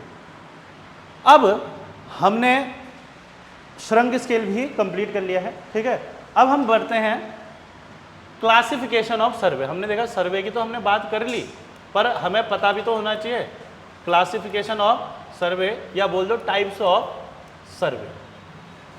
अब सर्वे को वैसे तो क्लासिफाई बहुत ज़्यादा तरीक़ों से किया गया है, ठीक है। जैसे इंस्ट्रूमेंट के अकॉर्डिंग अलग किया गया है, जैसे ऑब्जेक्टिव के अकॉर्डिंग अलग किया गया है, जैसे फील्ड के अकॉर्डिंग अलग किया गया है ना। पर अगर मैं प्राइमरी क्लासिफिकेशन की बात करूं, कौन से क्लासिफिकेशन की बात करूं? Primary classification. किसकी बात करूं? प्राइमरी क्लासिफिकेशन, ठीक है। तो इसमें 2 टाइप की सर्वे आती है, एक आती है प्लेन सर्वे और एक आती है आपकी कौन सी? जियोडेटिक सर्वे। एक आती है आपकी प्लेन सर्वे और एक आती है आपकी कौन सी सर्वे? जियोडेटिक, ठीक। एक आती है आपकी प्लेन सर्वे, एक आती है आपकी geodetic. What is the actual shape of earth? Geoid, यही तो बताया था। और उस जियोइड वर्ड से ही बना है जियोडेटिक, उस जियोइड वर्ड से ही क्या बना है? जियोडेटिक। तो ऐसी सर्वे जहां पर एक्चुअल शेप ऑफ अर्थ को कंसीडर किया जाता है, उस सर्वे को हम क्या बोलेंगे?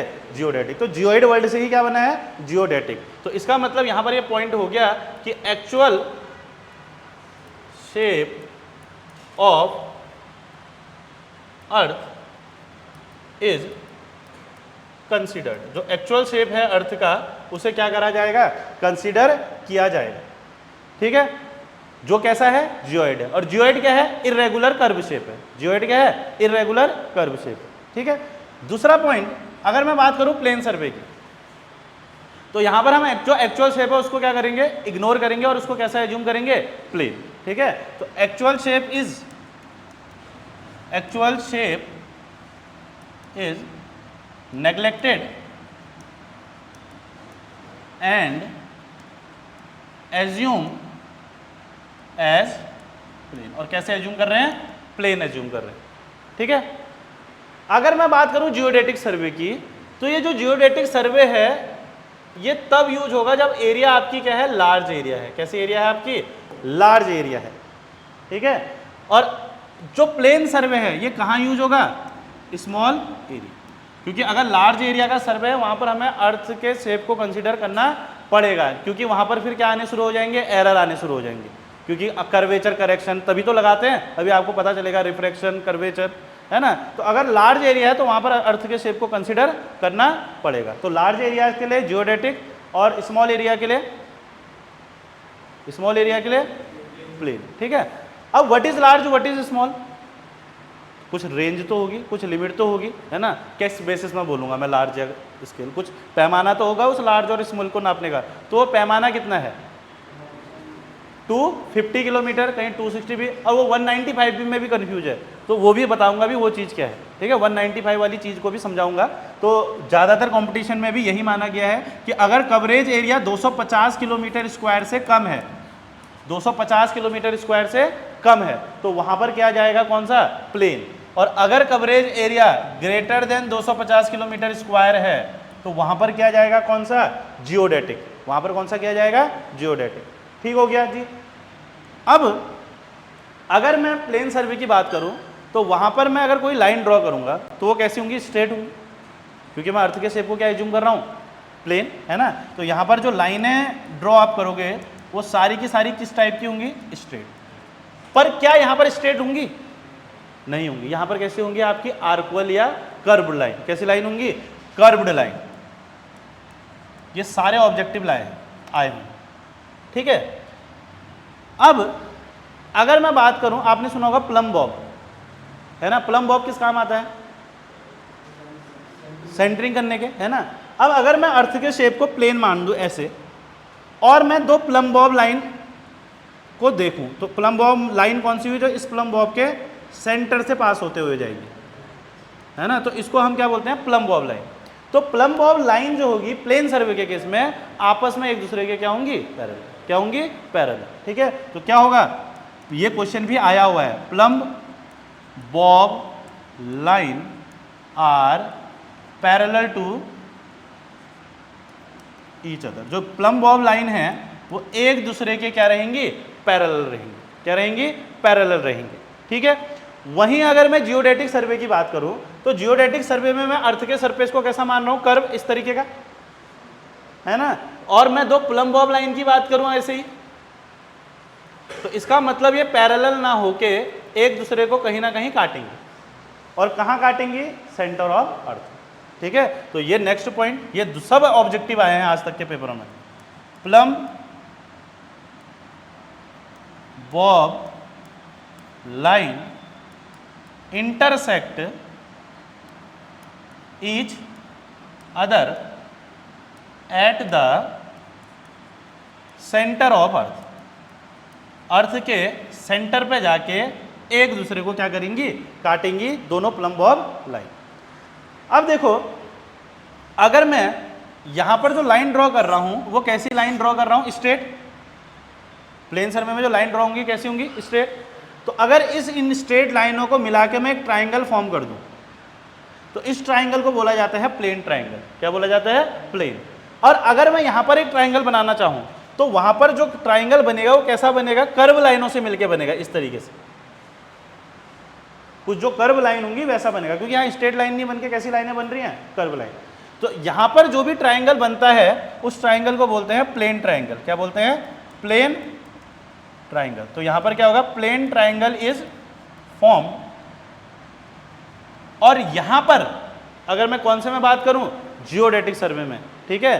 तो जियोडेटिक सर्वे में कैसा ट्राइंगल फॉर्म होगा, स्फेरिकल ट्राइंगल। ऐसे ट्राइंगल को हम क्या बोलते हैं, स्फेरिकल ट्राइंगल। तो कहेगा spherical triangle is formed in which type of सर्वे, तो कौन से सर्वे में, जियोडेटिक। और स्फेरिकल ट्राइंगल कुछ नहीं है, जो ऐसा ट्राइंगल जो कर्व्ड लाइन से मिलके बन रहा है उस ट्राइंगल को ही हम क्या बोल देते हैं, स्फेरिकल ट्राइंगल। क्या बोल देते हैं, स्फेरिकल ट्राइंगल।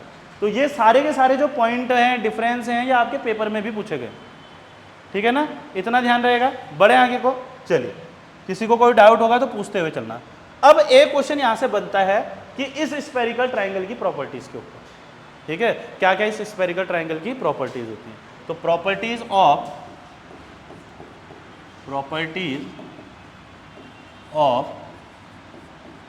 Spherical triangle. हम किसकी बात कर रहे हैं, इस स्फेरिकल ट्राइंगल की प्रॉपर्टीज। तो प्रॉपर्टीज ऑफ स्फेरिकल ट्राइंगल, ठीक है ना। तो पहली प्रॉपर्टी क्या कहती है, देखो ये सब पेपर में आए हैं, फिर से सब हाईलाइटेड पॉइंट सब पेपर में। जो पेपर में आता है वो नेक्स्ट टाइम से कोचिंग के नोट्स में आ जाता है, बस सिंपल है। कुछ नया क्वेश्चन होगा तो नेक्स्ट टाइम से कोचिंग के नोट्स में आ जाएगा। यही चीज़ें अपडेट होते रहते हैं और कुछ नहीं होता, समझ रहे हो ना। तो इस तरीके से ही, क्योंकि हम लोग फिर एनालिसिस करके ही बता रहे हैं आपको, ये पेपर में आया था, ये आया था, क्योंकि आप एनालिसिस करने बैठोगे फिर पढ़ोगे कब, ठीक है ना। बस इतना फ़ायदा है कोचिंग का आपको, ठीक। तो इस प्रॉपर्टी स्फेरिकल ट्राइंगल की बात करूं तो ये क्या कहता है, देखो पहली प्रॉपर्टी ये कहता है कि जो स्फेरिकल ट्राइंगल है इसके जो इंटरनल एंगल है, ठीक है, उसका जो सम है, अब देखो अगर प्लेन ट्राइंगल होता उसके इंटरनल एंगल का सम कितना होता, 180 होता, बट जो प्लेन ट्राइंगल है उसके जो इंटरनल एंगल है उसका सम 180 से ज़्यादा और 540 से कम होना चाहिए। क्या होना चाहिए, 180 से ज़्यादा और 540 से कम होना चाहिए, या दूसरे टर्म में बोल दूं 540 से ज़्यादा नहीं होना चाहिए और 180 से कम नहीं होना चाहिए। ठीक है, तो लिख लेंगे sum of internal angle should be more than 180 and less than 540 से कम होना चाहिए, है ना। 180 से ज़्यादा होना चाहिए, 540 से क्या होना चाहिए, हमेशा कम होना चाहिए। अब सोचो 540 भी कब हो सकता है, जब हर एक एंगल 180 हो, मतलब 18 या 54 तभी हो सकता है, और 540 से कम होना चाहिए कह रहा, तो इसका मतलब एट लीस्ट एक एंगल तो 180 से क्या होना चाहिए, कम होना चाहिए। ठीक है, तो एट लीस्ट एक, या बोल दो एनी एंगल, कोई भी एक angle should be less than 180 degree, कोई भी एक एंगल जो है वो 180 से क्या होना चाहिए, छोटा होना चाहिए। ठीक है, तीसरी प्रॉपर्टी क्या कहती है, देखिए तीसरी प्रॉपर्टी ये कहती है, लेट अस सपोज इसकी एक साइड को हम A बोल देते हैं, एक साइड को हम B बोल देते हैं, और एक साइड को हम क्या बोल देते हैं इसके C। तो क्या बोलती है, किसी भी दो साइड का जो सम होना चाहिए वो हमेशा तीसरी साइड से क्या होना चाहिए, ज़्यादा होना चाहिए। समझ रहे हो ना। तो तीसरी प्रॉपर्टी ये कहती है कि sum of any two side should be more then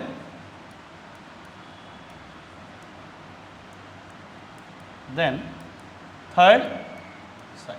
इसका मतलब ये हुआ कि A plus B should be greater than C, या B plus C should be greater than A, या C plus A should be greater than. ठीक है, तो ये प्रॉपर्टी आपको दिमाग में बैठा के रखनी है, समझ रहे हैं ना। तो ये क्वेश्चन आपके पूछे गए हैं, पूछे जाते हैं, हर चीज को ध्यान रखिएगा, पूछे गए भी हैं, पूछे जाते भी हैं। ठीक है, और बहुत अच्छे क्वेश्चन बनते हैं, बहुत अच्छे लेवल के बनते हैं। आपको मैं अभी हम धीरे धीरे गाइड करेंगे कौन से बुक को आप क्वेश्चन लगाना शुरू करिए, कौन कौन सी टेस्ट सीरीज आप दीजिए। ठीक है, तो ये सब चीज़ें भी बताएंगे, कहाँ पर आपको अपने को चेक करना है, क्या सही हो रहा है नहीं हो रहा है, मार्क्स आ रहे हैं नहीं आ रहे हैं। ठीक है, चैप्टर वाइज टेस्ट कैसे हम आपको देंगे, सब्जेक्ट वाइज हम आपको कैसे देंगे, फुल सिलेबस के हिसाब से कैसे देंगे। ठीक है, तो ये धीरे धीरे आप सीखोगे, अभी तो हम रिदम बना रहे हैं बस। ठीक हो क्या, कोई डाउट इसमें। ठीक है, इसके अलावा कुछ ऑब्जर्वेशंस हैं जो पूछी जाती हैं। क्या है, कुछ ऑब्जर्वेशंस हैं। ठीक है, कुछ ऑब्जर्वेशन है जो ली गई हैं, और उस बेसिस पे कुछ रिजल्ट जो आपका कंक्लूड किया जाता है।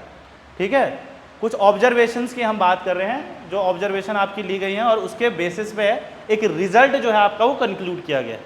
ठीक है, तो पहली ऑब्जर्वेशन क्या कहती है कि अगर मैं एक 12 किलोमीटर लेंथ की लाइन ड्रॉ करूं अर्थ के सरफेस को बिना कंसिडर किए हुए, मतलब कौन सी सर्वे, प्लेन सर्वे। अगर मैं अर्थ के शेप को कंसिडर नहीं कर रहा हूं तो मैं कौन सी सर्वे कर रहा हूं, प्लेन सर्वे। तो प्लेन सर्वे में अगर एक मैं 12 किलोमीटर लेंथ की लाइन ड्रॉ करूं, तो अगर यही चीज मैं अर्थ के शेप को कंसिडर करते हुए ड्रॉ करता तो वो लाइन स्ट्रेट ना होकर कैसी होती है, एक आर्कवल होती। ठीक है, तो इनका जो डिफरेंस आता है वो कितना आता है, बोलता है 12 किलोमीटर प्लस 1 सेंटीमीटर। कितना आता है, 12 किलोमीटर प्लस 1 सेंटीमीटर। तो ये मतलब कौन से सर्वे की बात कर रहा है, जियोडेटिक सर्वे।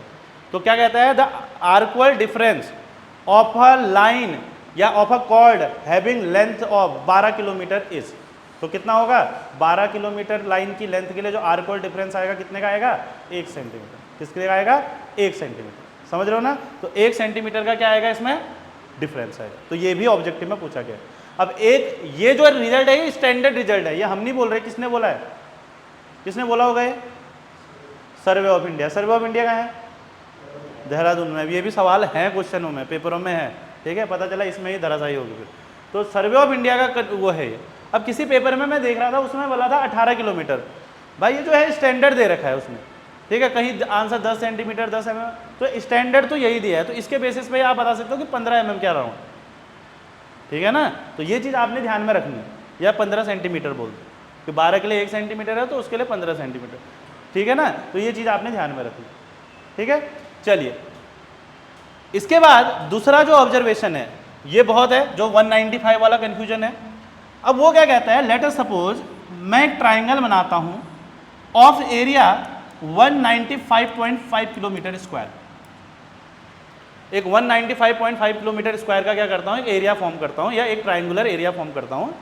तो इसके अगर इंटरनल एंगल की मैं बात करूँ, इसके इंटरनल एंगल की बात करूँ, तो इसके इंटरनल एंगल का सम कितना होगा मुझे ये बताओ। अगर मैं एक ट्राइंगल बना रहा हूँ, प्लेन ट्राइंगल की मैं बात कर रहा हूँ, और वो एरिया है जिसका 195.5 किलोमीटर स्क्वायर, तो इसके जो इंटरनल एंगल का सम है वो कितना होगा, 180, 195 बनाओ, 295 बनाओ, 895 बनाओ, 995 बनाओ, है ना। तो एंगल का सम, अगर वो प्लेन ट्राइंगल है, angle A plus angle B plus angle C हमेशा कितना होने वाला है, 180, क्योंकि वो प्लेन ट्राइंगल है, वो ट्राइंगल की प्रॉपर्टी है।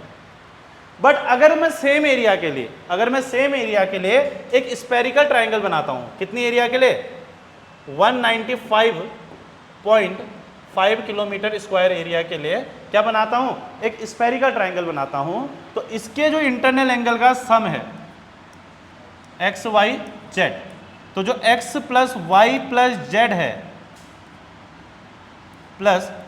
है, ये होता है 180 डिग्री प्लस 1,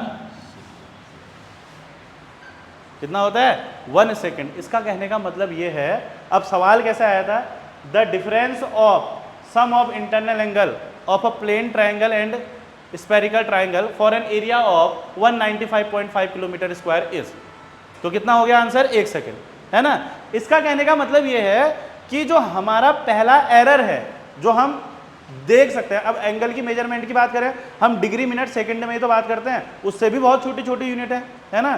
तो वो कहने का मतलब ये है कि जो आपका ऑब्जर्व्ड एरर है, वो हमारा पहला जो देखने के लिए मिलता है, कितने एरिया के लिए देखने के लिए मिलता है, 195.5 किलोमीटर स्क्वायर। और कोई बुक यही को क्या मान लेती है, रेफरेंस मान लेती है कि 195.5 किलोमीटर स्क्वायर पे के बाद हम क्या करना शुरू करना चाहिए, जियोडेटिक। पर जो पेपरों का डाटा है या जो स्टैंडर्ड बुक का डाटा है वो कितना है आपका, 250 किलोमीटर स्क्वायर। पेपरों में भी इसी को वैल्यू दी गई है, किसको, 250 को।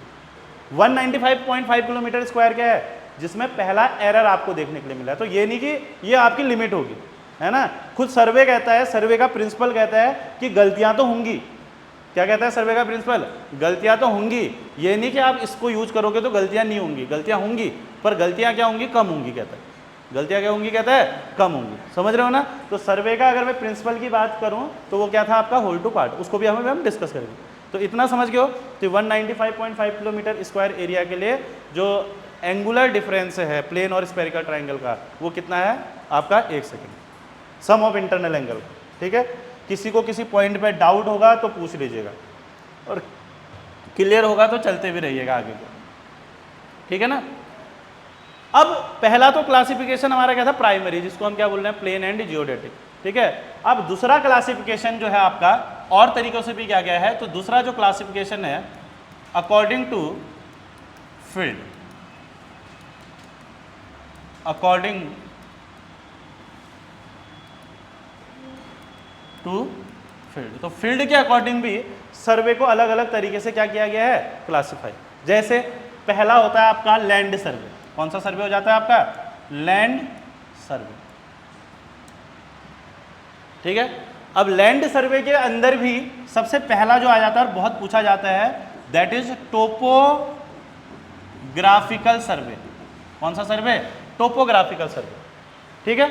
तो टोपोग्राफिकल सर्वे क्या होता है, देखो टोपोग्राफी सुनी होगी आपने, कहीं की क्या सुनी होगी, टोपोग्राफी। ठीक है। तो टोपोग्राफिकल सर्वे ऐसा सर्वे होता है जो बेसिकली किस में डील करता है, natural and man made features. जब आपको वहाँ के नेचुरल चीज़ें पता होंगी, नेचुरल मतलब फॉरेस्ट है ना, रिवर्स है, तो बता दोगे कि यार पहाड़ी इलाका टाइप का है ना। मैन मेड मतलब बहुत ज़्यादा डेवलपमेंट हो रखा है, रोड्स दिख रही है, बिल्डिंग दिख रही है, तो बोलोगे प्लेन एरिया में के अंदर आ गया, है ना। तो मतलब टोपोग्राफी बता रहे हो। तो ऐसी सर्वे जो किस में डील करती है, natural and man made features. तो ऐसी सर्वे जो नेचुरल और मैनमेड फीचर्स में डील करती है उस सर्वे को हम क्या बोलते हैं, टोपोग्राफिकल। नेचुरल जैसे मैंने आपको बताया क्या, फॉरेस्ट, रिवर, मैनमेड जैसे building,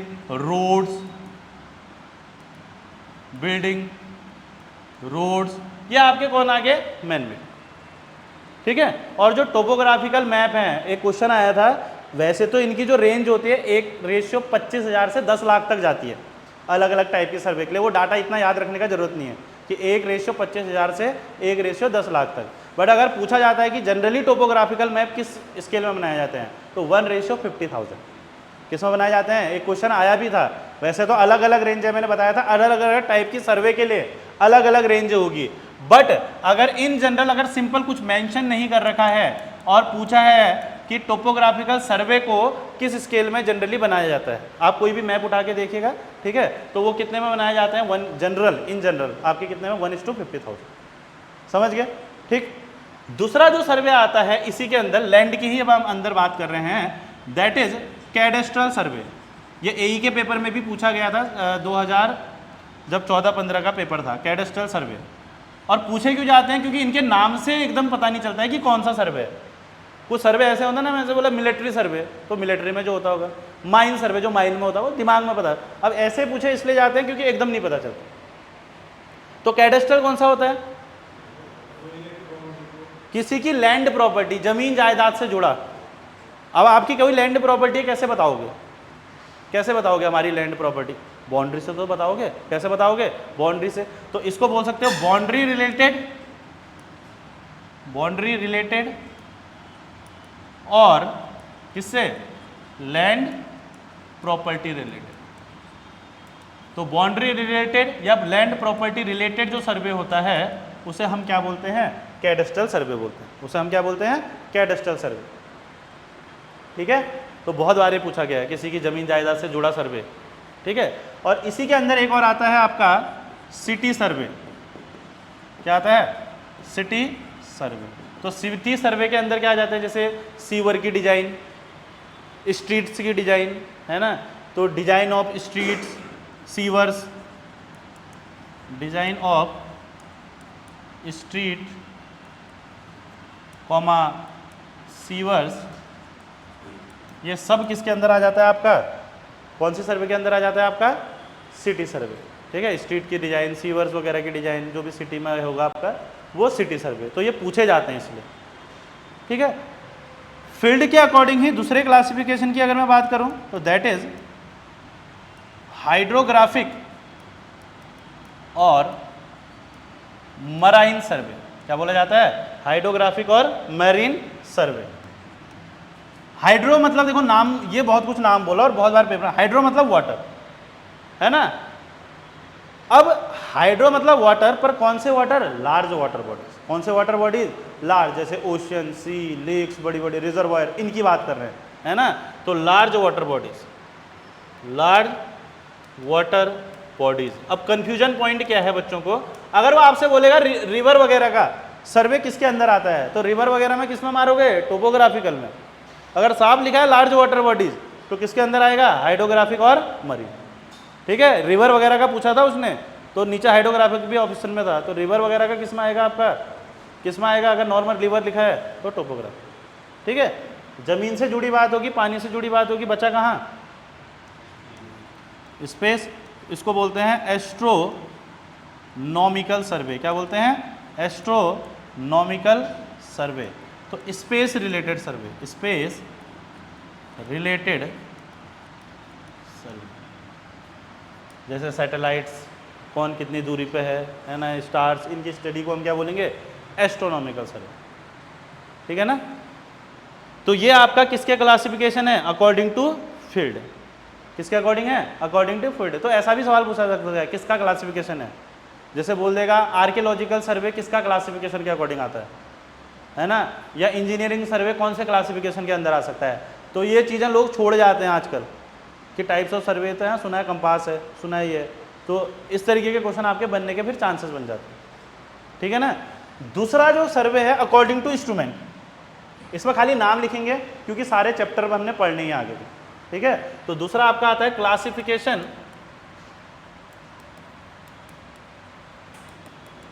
on basis of instrument. इसमें खाली नाम आपको पता होने चाहिए। जैसे इंस्ट्रूमेंट के बेसिस पे क्लासिफिकेशन, इंस्ट्रूमेंट के बेसिस पे क्लासिफिकेशन कैसे कैसे किया है, ठीक है। जैसे चेन सर्वे, अगला चैप्टर वही पढ़ना है। जैसे कंपास सर्वे, वही पढ़ना है उसके बाद। जैसे प्लेन टेबल सर्वे, जैसे थियोडोलाइट सर्वे,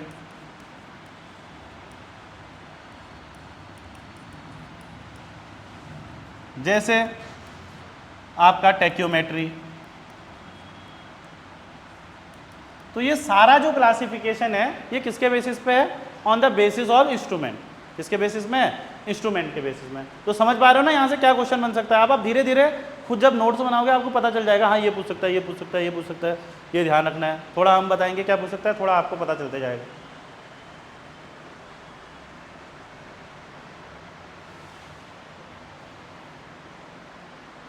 ठीक है, तो ये किसका क्लासिफिकेशन हो गया? इंस्ट्रूमेंट। ऐसी एक क्लासिफिकेशन हो रहा है अकॉर्डिंग टू ऑब्जेक्ट। इसके अकॉर्डिंग ऑब्जेक्ट, या ऑब्जेक्टिव भी बोल सकते हो। तो अकॉर्डिंग टू ऑब्जेक्ट क्लासिफिकेशन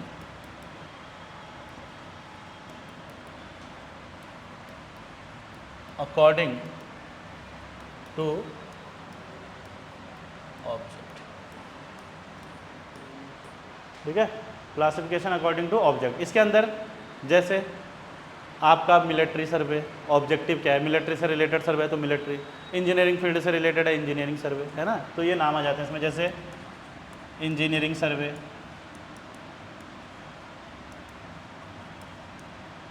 जैसे माइन सर्वे, जैसे मिलिट्री सर्वे, जैसे जियोलॉजिकल सर्वे। जियोलॉजिकल सर्वे क्या होता है? अब इसका पूछा सकता है आपसे, जियोलॉजिकल सर्वे क्या होता है? जियोलॉजी आपका सब्जेक्ट भी होता है, जियोलॉजी अलग होता है, वो जियो टेक्निकल हो गया। वो जियोलॉजिकल सर्वे कौन सा होता है? जियोलॉजी, जहाँ पर आप रॉक्स वगैरह की बात करते हो, सेडिमेंट्री, मेटामॉर्फिक, है ना। तो जो क्या होती है, रॉक्स वगैरह की स्टडी इससे रिलेटेड होता है, तो उसे हम क्या बोलते हैं? जियोलॉजिकल। ठीक है, एक और सुना होगा आपने, आर्कियोलॉजिकल। आर्कियोलॉजिकल सर्वे कौन सा होता है?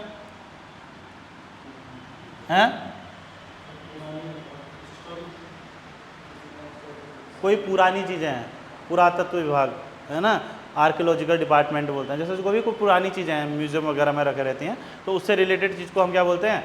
Archaeological survey. तो ये किसके अकॉर्डिंग क्लासिफिकेशन है आपका? According to object. तो यहाँ तक किसी को कोई डाउट है तो पूछ लीजिए। यहाँ तक किसी को कोई डाउट है? और अगर क्लियर है तो क्लियर भी बोल दीजिए। किसी को कोई डाउट है तो जल्दी पूछ लीजिए।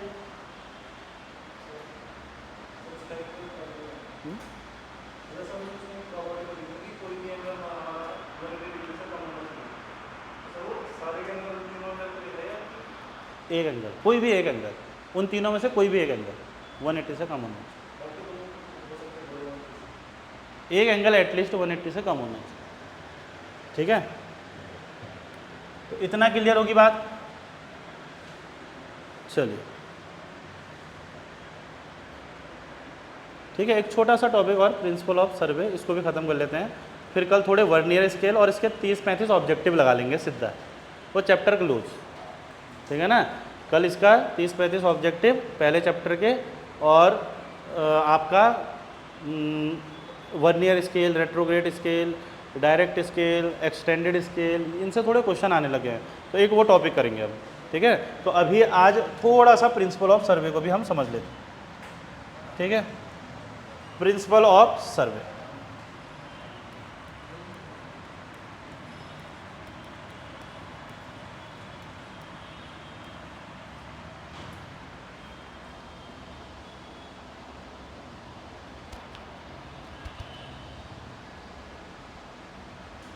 प्रिंसिपल ऑफ सर्वे। ठीक है, तो प्रिंसिपल ऑफ सर्वे क्या है? वैसे तो दो प्रिंसिपल हैं, ठीक है। तो पहला क्या कहता है, किसी भी दो पॉइंट के रेफरेंस में थर्ड पॉइंट को क्या करना है, लोकेट करना है। अब उसके लिए बहुत अलग अलग तरीके हो सकते हैं, दो लेंथ पॉइंट दे सकते हैं, एंगुलर मेजरमेंट के थ्रू कर सकते हो, लीनियर मेजरमेंट के थ्रू कर सकते हो, ठीक है। तो उसमें केवल आपसे इतना डेप्थ में नहीं जाना जाएगा।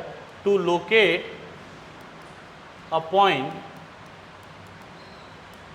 With the help of two known, तो किसी भी दो पॉइंट के नोन पॉइंट की मदद से किसी तीसरे पॉइंट को क्या करना है, आपने लोकेट करना है। आप एंगुलर मेजरमेंट भी तरीके हैं, लीनियर मेजरमेंट भी तरीके हैं, ठीक है। तो आपने क्या करना है, सिंगल एक पॉइंट को लोकेट करना है, पर किसी भी दो नोन पॉइंट के रेस्पेक्ट में। तो पहला प्रिंसिपल तो ये है, प्रिंसिपल मतलब सिद्धांत, प्रिंसिपल मतलब क्या हुआ, सिद्धांत। जो दूसरा प्रिंसिपल है वो ऑब्जेक्टिव कैसे आएगा, what is the principle of survey, whole to part, part to whole, whole by part, whole from part, whole to part या whole by part, whole to part, अपनी बात में रहना है, ठीक है। और कौन सा होल, ये होल टू पार्ट, इस होल को बोलते हैं पूर्ण वाला, पूर्ण से अंश। अब बहुत लोग कहते हैं इसमें मतलब बाहर से अंदर की तरफ को आते हैं, कोई कहता है मेजर पॉइंट को ज़्यादा एक्यूरेसी के साथ नापने हैं, ठीक है। तो पहले इंग्लिश वाली डेफिनेशन ही सब लिख देते हैं, फिर समझते हैं इसको। सबसे पहले इसमें क्या करा जाता है, देखिए लेट अस सपोज कोई आपका फील्ड है, इसका आपको क्या करना है, सर्वे करना है। इसको कुछ नाम दे देते हैं, A B C D E। इस फील्ड को आपने क्या करना है, सर्वे करना है। तो ये प्रिंसिपल क्या कहता है, सबसे पहले आप क्या करो, जो मेजर कंट्रोल पॉइंट है, मेजर मतलब मेन कंट्रोल पॉइंट है, मतलब जो दो या दो से ज़्यादा पॉइंट को क्या करेंगे, कंट्रोल करेंगे, तो उनको बोलते हैं मेजर पॉइंट। उनको हाई प्रिसाइजन के साथ नापो। तो पहले मैं इसकी स्टेटमेंट भी लिख लेता हूँ। According to this principle, according to this principle, फिर समझेंगे इसको अच्छे से। First major control point, major मतलब main, major control point are taken with high precision. अब ये क्या है, अभी ये भी समझेंगे। किसी को पता है प्रिसाइजन मतलब, तो आंसर करिए। किसी को प्रिसाइजन का मतलब पता है तो आंसर कीजिए। High precision and then minor detail can be taken with less precision. ये क्या कहती है, फर्स्टली आप क्या करो, जो मेजर कंट्रोल है, मेजर कंट्रोल पॉइंट हैं, उनको हाई प्रिसाइजन के साथ नापो। अब मेजर कंट्रोल पॉइंट क्या होते हैं, मेजर कंट्रोल पॉइंट वो पॉइंट होते हैं जो दो या दो से ज़्यादा पॉइंट को क्या करते हैं, कंट्रोल करते हैं। और ये जनरली कहाँ मिलेंगे आपको, अलोंग द बाउंड्री। कहाँ मिलेंगे, बाउंड्री, है ना। तो सबसे पहले आपने इन पॉइंट को क्या करना है, हाई प्रिसाइजन के साथ नापना है। अब प्रिसाइजन क्या होता है, एक्यूरेसी नहीं होती है, प्रिसाइजन एक्यूरेसी नहीं होती है। प्रिसाइजन और एक्यूरेसी में क्या डिफरेंस है, देखिए। प्रिसाइजन क्या होता है, किसी भी मेजरमेंट को लेने के लिए कितना परफेक्शन हम यूज कर रहे हैं, कितना परफेक्शन हम क्या कर रहे हैं, यूज कर रहे हैं। परफेक्शन यूज कैसे कर सकते हैं, अच्छे क्वालिटी का इंस्ट्रूमेंट यूज करो, है ना। जो आपका ऑब्जर्वर हो वो हाईली स्किल्ड हो, method of taking observation correct हो, ठीक है। तो that is called perfection used. और इसी चीज को क्या बोलते हैं, प्रिसाइजन। क्या बोलते हैं, प्रिसाइजन। तो सिंपल एक वर्ड में अगर बोलो तो perfection used is called precision and perfection obtained, उससे जो रिजल्ट मिलेगा दैट इज कॉल्ड एक्यूरेसी। उससे जो आपको रिजल्ट मिलेगा उसको हम क्या बोलेंगे, एक्यूरेसी। तो इसने क्या बोला, सबसे पहले आपको मेजर कंट्रोल पॉइंट को हायर प्रिसाइजन के साथ नापना है, बहुत बारीकी के साथ नापना है, महत्वता देते हुए नापना है। उसके बाद आपको अंदर की तरफ को आना है और आप इन माइनर डिटेल को कम प्रिसाइजन के साथ भी नापोगे तो चल जाएगा। ऐसा कौन कहता है, आपका होल टू पार्ट। जो बहुत आप लोग बाहर से अंदर की तरफ को या छोटे छोटे पार्टों में तोड़ते हैं, यही चीज़ है, देखो अपने आप में यही है, ठीक है। तो पहले हमने मेन पॉइंट को हायर प्रिसाइजन के साथ नापना है, उसके बाद जो माइनर डिटेल हैं उनको आप लेस प्रिसाइजन के साथ भी नापोगे तो चल जाएगा। कौन कहता है, होल टू पार्ट। अब ऐसा कहा इसने, ऐसा करो, ये क्या है, सिद्धांत है। सिद्धांत मतलब इसी में चलना है ना। पर क्यों चलना है, कुछ तो फायदा होगा, है ना। तो क्या फायदा है उसकी बात करते हैं। लेट अस सपोज मैं इसके सिद्धांत से नहीं चलता, ये ए और बी की मैं बात कर रहा हूँ, मैं ए और बी से मेरे को कोई मेजरमेंट लेनी होती, मैं नहीं मानता इसके सिद्धांत को, मैंने कहा मैं अपने तरीके से चलूंगा, मैं ए से बी की तरफ को चलता हूँ, ठीक है। तो मेरे को ए से बी की तरफ को जाना है, तो मैं क्या करूंगा, ए से बी की तरफ को मेजरमेंट लेना स्टार्ट करूंगा, ठीक है। अब मैंने लेना स्टार्ट किया, अब एरर आने स्टार्ट हो गए। अब एरर आए तो धीरे धीरे धीरे धीरे बड़े बड़े बड़े बड़े, और यहां पर आके एक बड़ी अमाउंट ऑफ एरर आपको देखने के लिए मिली। बट अगर आप वहीं पर होल टू पार्ट की बात मान लेते तो आप क्या करते, एक मेजरमेंट ए से लेते, एक बी से लेते, है ना, ऐसे तो करते हैं। तो दोनों को कंट्रोल पॉइंट को पकड़ लेते, उसके बाद आप दोनों की तरफ को मेजरमेंट, तो यहां से भी लेते मेजरमेंट और यहां से भी लेते। अब होल टू पार्ट ऐसा नहीं करा, मैंने ये नहीं बोला कि एरर नहीं आएंगे, उसने बोला एरर आएंगे, कोई दिक्कत नहीं आएंगे, पर यहां पर जो एरर होंगे वो क्या होंगे, कम होंगे एज कंपेयर टू दैट। तो यहां पर हुआ क्या एक्चुअल में, अगर आपने इस प्रिंसिपल से काम किया तो यहां पर जो ये एक्यूमुलेशन ऑफ एरर है, एक्यूमुलेशन ऑफ एरर मतलब गलतियों का जमावड़ा, जो गलतियों का जमावड़ा है उसको बढ़ने से रोक दिया। तो ऐसा मत बोलना कि होल टू पार्ट कहता है कि एक्यूरेसी आएगी, ये होगा। अगर कोई सिंपल पूछेगा क्या बोलता है, और ऐसा ही ऑप्शन आएगा आपको, एक्यूरेसी आती है, एरर कम आते हैं, तो आप सिंपल एक वर्ड में बोलोगे कि एक्यूमुलेशन ऑफ एरर, जो गलतियों का जमावड़ा है उसे बढ़ने से रोका जा सकता है इस प्रिंसिपल को यूज करने से, इसीलिए इसे यूज किया जाता है कहाँ पर, सर्विंग, ठीक है ना। तो क्या लिखा मैंने, एक्यूमुलेशन ऑफ एरर